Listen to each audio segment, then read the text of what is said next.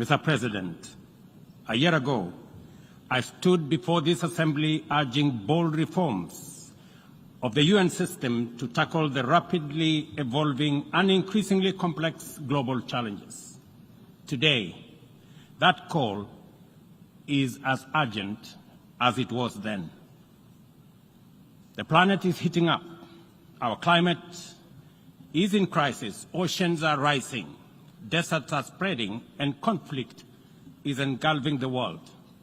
Millions are displaced, poor and without access to basic services.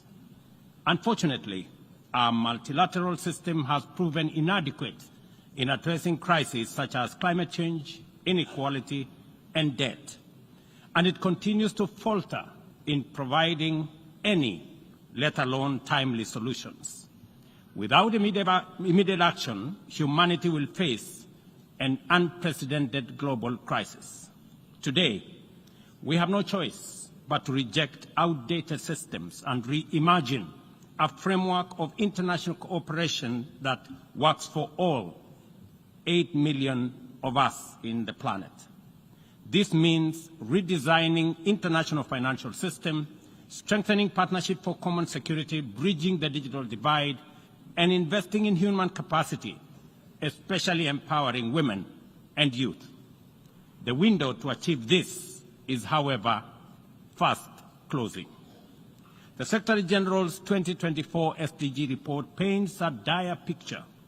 Only 17% of SDG targets are on track, largely due to unmet financial commitments, and developing countries, particularly in Africa and the Global South, are facing severe funding shortages, and the gap is widening.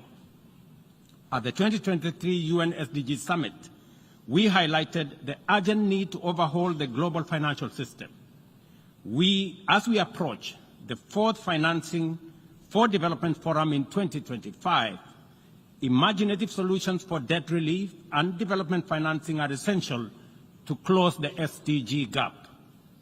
We must address the historical injustice of Africa's lack of permanent representation on the UN Security Council as a matter of justice in the ongoing UN reforms.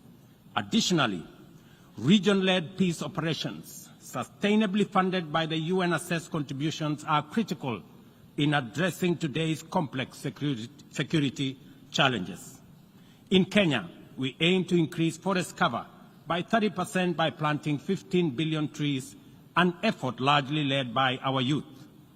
2 weeks ago, I launched Climate Works, a program to employ 200,000 young people in sustainable public works focused on ecological restoration and infrastructure. But we must recognize that the pace of technological advancement, particularly with AI, is widening the global digital divide. Africa holds critical resources for the tech revolution, yet receives disproportionately low benefits. A year ago, I stood here at this Assembly to declare Kenya's commitment to contribute to an international security support mission to Haiti. Yesterday, I was in Port-au-Prince to witness the significant progress made by Kenya's Africa-led mission, even with the constraints of limited resources.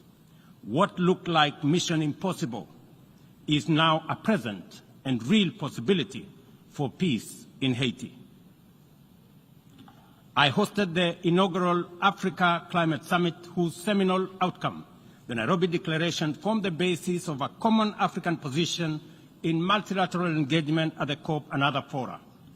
At the world's 21 IDA 21 Replacement Summit in Nairobi in April this year, the 17th AFDB replacement and IMF SDR rechanneling, we, together with African leaders, championed for significant enhancement of the concessional window of affordable financing available for developing countries to provide critical public services, undertake investment in economic transformation, and implement ambitious climate.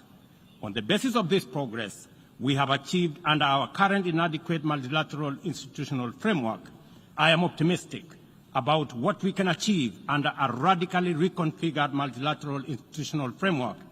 This is why reforms are an urgent necessity that we cannot delay. The path of the future has been developed through intense negotiations, sustained discourse between members. I take this opportunity.